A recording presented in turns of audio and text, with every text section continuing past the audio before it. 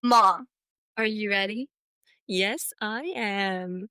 This is Between us, Mother Daughter Unfiltered. bitches. Tara Khaleesi.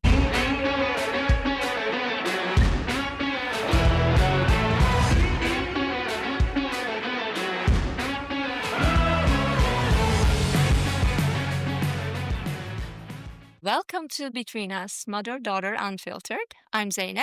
And I'm Tara Khaleesi. We're finally here. Yes, we are. Let's start introducing ourselves briefly so people who don't know us can get to know who you are and I am. I'm Zeynep. I'm an immigrant mom, a survivor, also a cycle breaker, and I'm a designer and founder of the custom boot brand Zeyzani. And I'm Tara Khaleesi. I'm 12 years old and I was born and raised in New Jersey. I love to spend time with my family and my friends. I've been playing piano since I was 4 years old and basketball since 8. And I can't express how much I love them. Two other things that I love so much are my parents. My dad is from Philly and my mom is from Turkey. And Do you remember? I'm sorry for cutting you off. Do you remember what you used to say to people? What you are? oh my gosh. So, when Yeah. when I was little and people would ask me where I'm from, I'd be like, I'm Turkish and Philly. Philly as if it's a nationality. Philly, like she is Philly, not she's from Philly. I'm so glad you made me remember that because that was like such a key point. I know. I am Philly. Go birds. Go birds. Go birds. All right. So that's out of the way. Let's touch base on why we're doing this. Believe me, it's not because I have nothing else to do. But over the summer, this girl comes to my office. We recently moved from New Jersey to Tampa. So I'm in my office trying to organize, and she comes in and she's like, Mom, I have a great idea. And here I'm thinking, can we go to Miami or something that is Summer fun? appropriate. She goes, let's have a podcast. I said, get out. So I got out. Literally. All right. And then I just walked into my room. I didn't think about it at all. The next day But comes. I was. Yeah. And I was like, I really want to do this podcast. And she did say, get out again. But this time I actually stayed. Yes. And she actually had a pitch, presented this to me as business opportunity. And her main point was that we talk about everything, her and I. When we say everything, that's what we mean. Even the awkward stuff. Especially the awkward stuff, because those are the hard stuff to talk about. And her friends don't talk about these things with their families. Nor can they even say it out loud what they're thinking. And she's like, Mom, let's have these conversations, not behind closed doors. Let's have it publicly on a podcast. Who knows who we can help? I said, let me think about it. Didn't take you long. Growing up, I didn't have that much support. And if we could actually help someone, a kid, a parent, or anybody who's listening to us, you don't have to be a kid or a parent or a teenager. Anyone how to point out red flags or, how to handle red flags in friendships, in relationships, and parenting. How could I say no to that? We had this unbreakable, beautiful mother-daughter bond. And since she was little, I never held back information when asked. She would ask me questions. I never lied to her. It's not just a best friendship. It's also something special, actually. We're like connected. It's like scary. Yeah. When telepathy on another level. 100%. So this is who we are, but what are we not? We're not influencers. We're not experts. We're not doctors. Nor are we perfect. We're not podcasters either. Yet. So we really don't know what we're doing yet. She's an entrepreneur. I'm a 12-year-old student. So this is not our expertise. Exactly. And yet. And I hope you can just bear with us. I really hope so, because we have a lot of things coming up. So buckle up, guys, because we're here to talk about it all. Red flags, rage baiting, puberty for her, perimenopause for me, and talk about the timing. Middle school, fake friends, real ones, body image, social media, privacy, sex, consent, and every other taboo in between. we will cover. And yes, we said sex because whether we like it or not, these middle schoolers joke and talk about it. Exactly. So why shouldn't we? All right. So that's us in a nutshell. Okay. And we're unfiltered. We're just inviting you over to our home and have these conversations with us. And today we're diving into what being unfiltered really means for us. It's not about being reckless or rude. It's about being real. And we don't pretend just to fit in. We live our lives by 5 simple life rules that keep us grounded. So we're going to share that with you today. And also, we're just going to touch on red flags in friendships and relationships lightly. And later this season, we're definitely diving deep into red flags, guys, in friendships, in relationships, and in all of the messy spots where people show who they really are. And also, we're going to unpack a couple of Gen Alpha terms this Xennial mom recently learned. Rage baiting and crashing out. And Xennial, I know it's not a common language. Briefly, it's a micro generation born roughly between 1977 and 1983. So basically, we grew up with the analog childhoods like rotary phones, VHS, pre internet. And once we hit adulthood, the digital age and social media exploded. And that's your history class for today. Nice. Well, thank you. And thanks to my daughter here, I'm learning a lot about Gen Alpha and their language and their tendencies. And guess what? They're red flags. Damn. So get ready, because this isn't going to be one of those filtered, polished, Pinterest perfect conversations. This is between us, mother-daughter. Unfiltered. Let's get into it. So, when Tara was 6, 7. No. I just did it. Sorry. I had to. It was right there. When Tara Khaleesi was about 5 years old, she went through this stage of not being so kind. It's not a phase, Mom. You get that? I do. Okay. Because I'm like, let's see if this one will slide for No, this is one of those things I ignore because I'm like, she did not just say that on air. So I'm going to just act like I didn't hear it. But I did get that. So I gave her a list of rules that we follow in life. That's our life rules that she made me memorize. At 5. I know, that must have been very traumatic for you. So traumatic, like, Oh, I'm sorry. trauma. If this is why you're going to end up on a therapy chair one day talking about your mother. Girl, at this point, this is my therapy chair. Like, please. I'll take that. I'll take that. But it might not always be you I'm talking to. Oh. So it was good. So, well, our rules were simple, okay? Number 1, Be kind. and you be kind to all and always. Number 2, Grow a pair. all right, this one needs explanation because I don't necessarily mean grow a pair of testicles to my daughter. Or ovaries. Exactly. Or ovaries. Well, although you did, I'm just saying. Oh my Lord. This meant more so be courageous, be brave. Number 3. Suck it up. All right, these rules should have stayed in between us, maybe. I have to explain this one too. It doesn't mean you don't go through your emotions and process them. That's not what I mean. What I mean is, yes, you need to feel what you need to feel, cry if you have to, do whatever you need to do. But when it's time to move on, you get your chin up, lady, and move forward. That's what it means. And number 4, honey, Give it your all. give it your all. I say this all the time and in every situation. Yeah.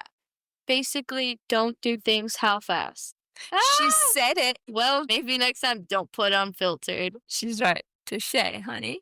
I'm going to take that too. I'm taking a lot today. And rule number 5, Is my favorite. and it's mine too. Come on. Own it. Own it. Yeah, it like Did you just forget rule number 5? it got like I- lost like- in my mind.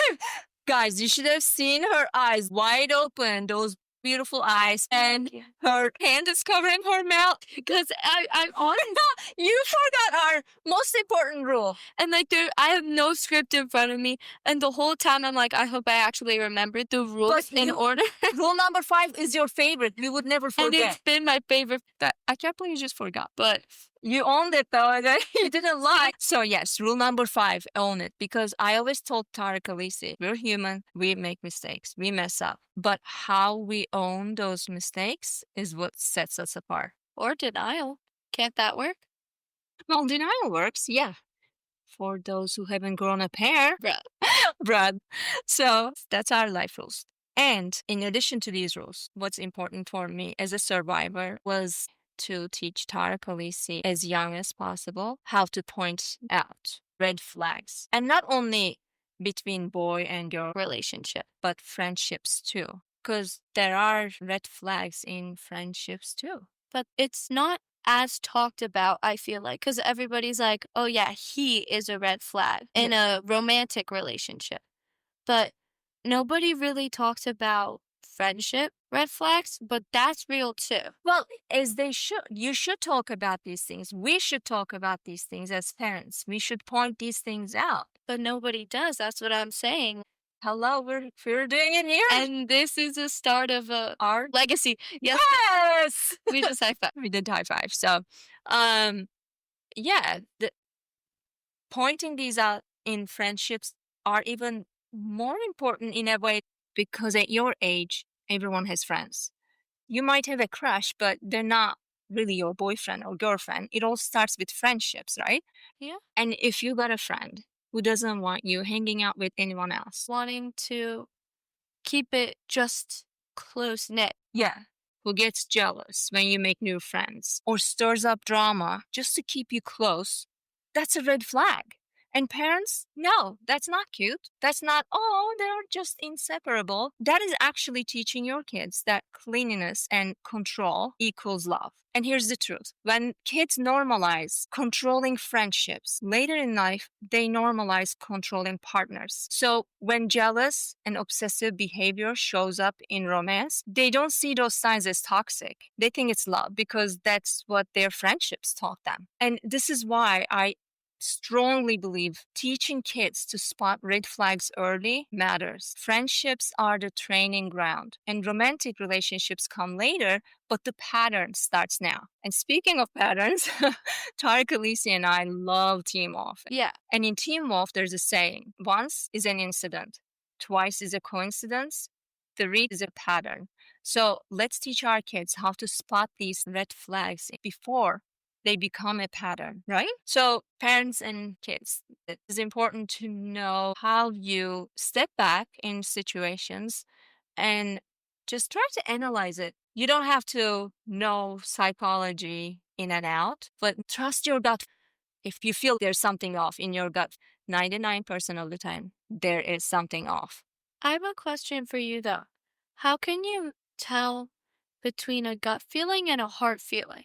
When you, okay, give me an example. So I want to make sure I understand it correctly. Let's say I'm in a relationship. Okay, let's say Like- you have a boyfriend. Yeah. Okay. And my gut is telling me, break up with him. He's not right for you. But my heart is saying, stay with him. What if I get those confused? Which is my gut and which is my heart feeling? Insightful We'll question. always tell, trust your gut, trust your gut. How do you know it's your gut and not your heart? Wow. I'm pretty impressed with that question, honestly. Like, it wasn't scripted, it wasn't in any of our notes. So I am put on a spot. We'll get back to you with that next week. No, you know We what? could be me. That would be like cheating. I'll definitely circle back to this if I find additional answers. But wow, how do I answer that? I would say your gut has the logic behind it. That's the one protecting you, protecting your heart. And I do believe that we were given 5 senses, but then there's a 6th one. That's the gut feeling we're talking about. That's the 6th sense. Yes. That makes more sense. Yes. So get it sense. So go with your gut, not heart. And also, if that was the case, if you had a boyfriend and your gut was saying, nope, he's not right for you, leave. And your heart, of course, you love him. I would definitely sit down and write down the reasons why your gut is telling you to run. Like a pros and cons list? No, you know the pros. You're saying your heart wants him, meaning you're already in love. So you don't need to see the pros. Like, this is not a pro and con list about a boy. This is more serious than that because your gut is in the mix saying run to the other side, not towards him. So you need to write down why you are feeling this in your gut. Does it make sense what I'm saying? Yes. So basically, your gut is telling you this kid, this guy has red flags all over him. So write down the red flags. Those are not pros and cons. Pros and cons would be like you like blue eyes and he has brown. You're tall and he's shorter than you, or you want to date a doctor and he's a pharmacist. Like, I don't know. I'm just I'm just making stuff up. He likes the number 6. I like the number 7. 6, 7. But you know what I mean, right? Yes. Pros and cons. It's not deep. This is what you're asking is deep. Very good question. Thank you. Yeah. That was a good answer. Well, I try. All right. So this was interesting. Rage baiting is a term I recently learned about. It's a Gen Alpha, Gen Z term, I think, right? Yeah. And how I found out about this term was one of my friend's son, who's about Tara Khaleesi's age. He was chatting with his friend. This boy, the friend, gives access to his screen to the girl that the other friend has a crush on. My friend, the mom, she's like, and Zeynep, this has a name apparently. It's called rage baiting. I'm like, what? This is not okay. To clarify, the part that was rage baiting was when the friend came out and told your friend's son that the girl was reading the texts, which made him start to crash out. Oh, that's another word that Gen Alpha uses. Crash out. Crash out basically means to get very upset, begin to freak out. So to get this correctly, let me repeat that for our listeners. The invasion of privacy is not the part that's rage baiting. Rage baiting is when the friend actually says, haha, got you. That's rage baiting? Yeah. And rage baiting, it's always been happening from what I know, even back in your day. Oh, great. Which was a while ago. But, yeah, okay. But it's just to do something to get a reaction out of someone. Like you might say something snappy or sassy to someone just to get a reaction, to get them their blood boiling. Yeah, but that I get it. And yes, it has been going on since my time, child. But that's not invasion of privacy. That part I got really stuck on because not every kid is being taught about privacy and invasion of privacy online. Yeah. I'm sorry for sounding so old for you, but all's good. Do you understand where I'm coming from? Yeah. So that's what rage baiting is, guys. And another word, crash out, is like Tara explained. You can say rage baiting always ends up with somebody crashing out. Yeah, like that makes sense. Rage baiting is to get a reaction out of someone. Crashing out is the reaction. Yeah. So you guys better stop rage baiting and everybody's going to stop crashing out. Got it? Got it. Good. Yeah. Okay. So in our episodes, we will go over Gen Alpha word of the week. And this week's was crash out and actually rage baiting as well. Yeah. We can have two sometimes. But definitely I want to have this segment that we talk about Gen Alpha word of the week because first off, it's good to know what they're talking about. And it's also educational for old people like me, right? Well, maybe not old, getting there. It's okay. Just a number. All right. Oh, one thing I want to add. We want to add a segment called Red Flag of the Week. A little backstory on how we thought to do this segment. Like we have Gen Alpha word of the week. This was at the start of the school. And, my friends have Instagram. They found out about the podcast. We're asking questions. This boy came up to me and he was like, so what's your podcast about, huh?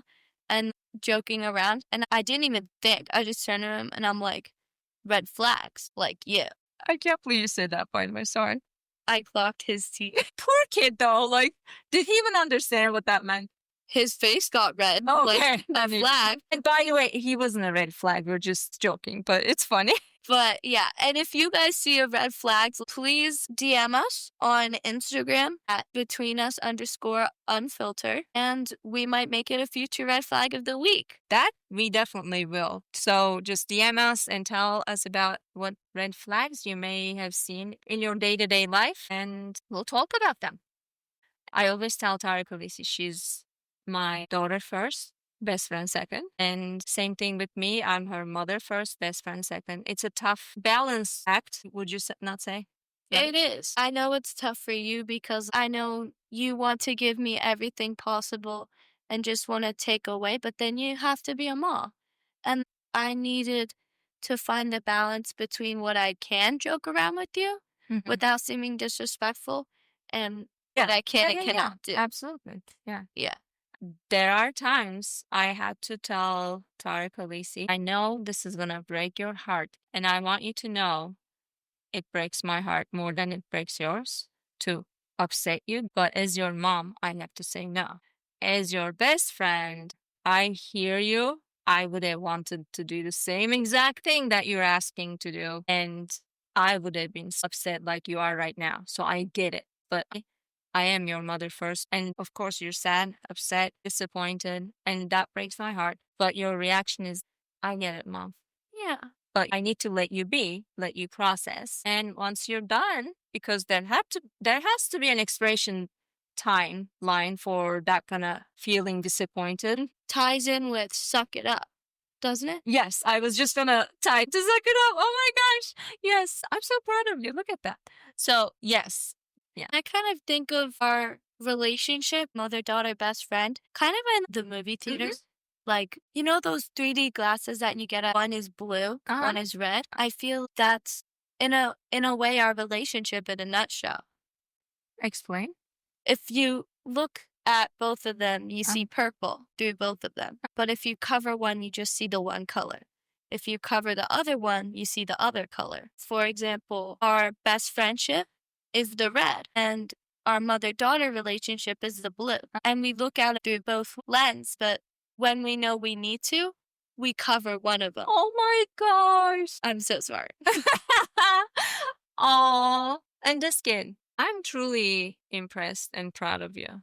Thank you. When I tell you that you're being raised intentionally, this is what it means. I mean, you're being raised emotionally intelligent and aware of things. And these questions that you ask on air and off air, and sometimes just frazzle me. It's amazing as a mom to see that you are growing, not only physically, but mentally and emotionally. It's just impressive. And it's because of you. Thank you. Now we're just gonna go hug. And cry. And cry, yes.